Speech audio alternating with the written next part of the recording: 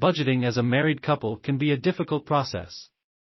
It's hard to move from the mindset of caring only for your own financial needs to balancing the needs and wants of your partner.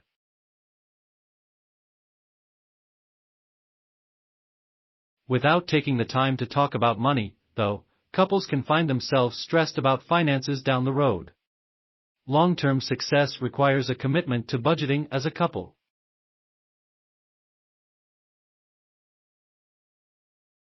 Here's what you can do to start things off on the right foot. If your spouse refuses to combine finances, set up a household budget to handle the household expenses.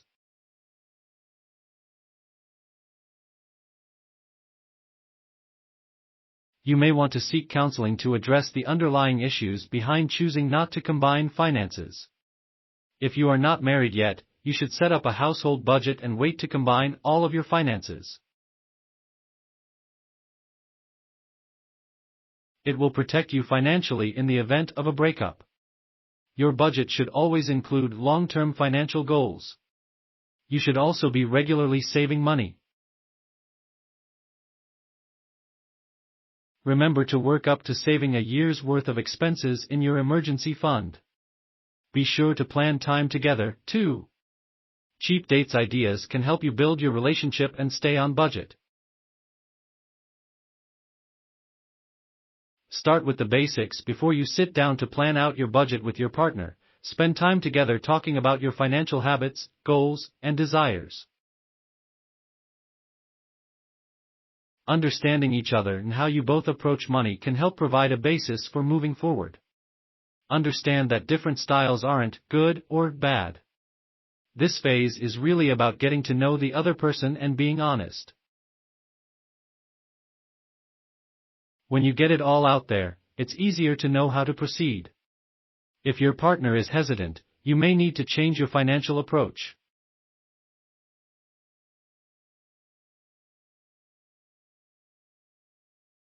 See whether you can make it a more positive experience and frame the situation as working together as a team to get the best financial start together. Determine your household needs. Once you have a feel for each other's financial styles, it's time to determine the household needs. This includes expenses such as rent or mortgage payments, utility bills, groceries, car payments, and debt payments. There is wiggle room on how much you spend on these items. You can save money by buying a less expensive car, cutting back on groceries, or downsizing. Remember, these obligations need to be met before you spend on your luxury or extra items. When you first start budgeting together, you might need to adjust expectations so that you are both on the same page. One person may want to save more and live cheaply, while the other may be more of a spender. As a couple, prioritize your needs over your wants as you budget together. Be clear about what should come first, and why. Additionally, if one, or both, of you have debt, you need to figure out how to handle it. You need a plan to tackle it in a way that allows both of you to feel comfortable. Create long-term goals. It's important to set goals to work on as a couple. These long-term goals should be part of your financial plan. The plan can help you determine how soon you can buy a house or when to start a family. It can also help you plan for retirement or your dream vacation. When you have specific goals you're working toward each month, it can make sticking to a budget easier. If you are just limiting spending and saving without a goal in mind, it is easier to justify overspending on a regular basis. Some good beginning goals are to get out of debt and to begin to save for a down payment for your home. You should also make saving for retirement an important part of your financial plan.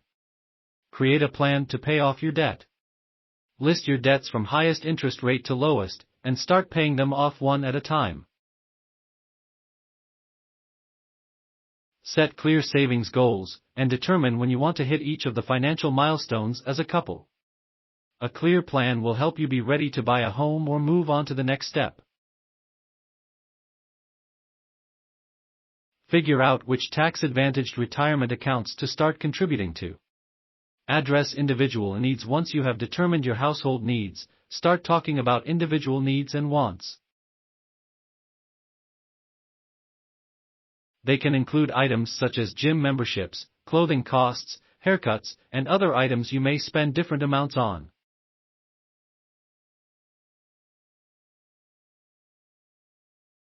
You may be inclined to give your spouse a hard time about not cutting back on the amount they spend on video games, while you continue to spend what your partner might feel is an exorbitant amount on your hair. Recognize that your needs and wants are different from each other's, and be ready to compromise. You may want to set up an allowance to spend on your wants without being accountable to the other person.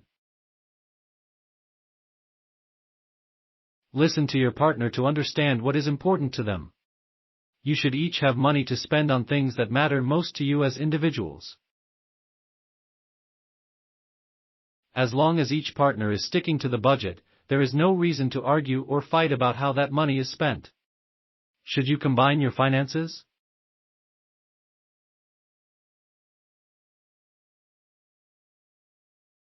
A big question that comes up when budgeting as a couple is whether to combine finances.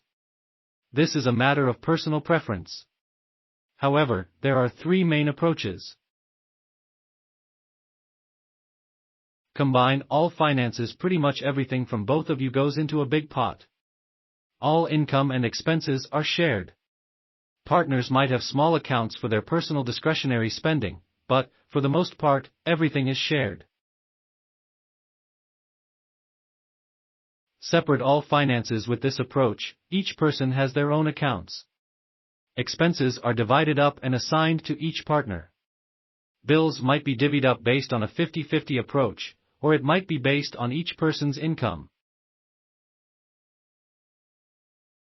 In some cases, where one partner owns a house, the other might even pay rent. Hybrid. Other couples find a hybrid approach makes more sense. Perhaps there's a joint account for household expenses and other shared goals, like vacations or saving up for a house. Each partner contributes to the joint account but keeps the rest of their account separate. Again, this can be a situation where each person contributes the same amount, or each partner might contribute a percentage of their income, or there might be some other way to determine how much each person adds. The important thing is to discuss how to manage finances before getting too far along in shared budgeting.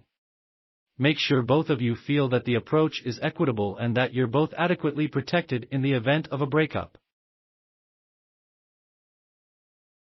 Set up budget meetings to track your spending. You both need to take part in tracking your spending. A weekly budget meeting usually works. During this meeting, discuss your progress toward shared and individual goals. Touch base about category spending and what's left. In the beginning, you may need to go over this daily, but eventually you can do it once a week, or even sit down once a month.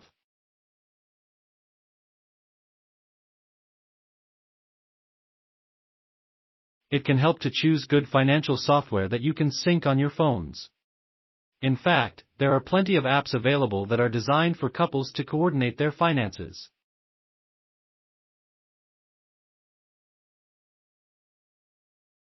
As you get better at following your budget, these meetings can be shorter and just as effective. Keep in mind that when discussing finances, it is important to remain calm. If one spouse makes a mistake, find a solution and move forward. It does not help to dwell on mistakes or get upset. Bottom line, don't let budgeting cause undue stress in your partnership. When you start exploring the possibility of combining finances and living life together, it's best to establish good habits from the beginning, allowing you to avoid serious disagreements later. The best budgeting apps for couples are those that can sync across multiple devices so each of you can access them from your own phone or computer. Good options to try include Mint, Envelopes, and Good Budget.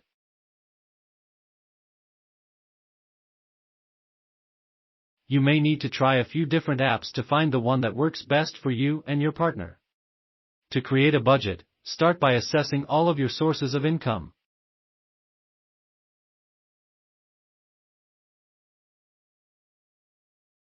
Once you know your monthly income, subtract your mandatory expenses, such as rent, insurance, and utilities. Then subtract your debt payments, such as those for credit cards or student loans. The amount you have left is what you can apply towards savings goals and discretionary expenses.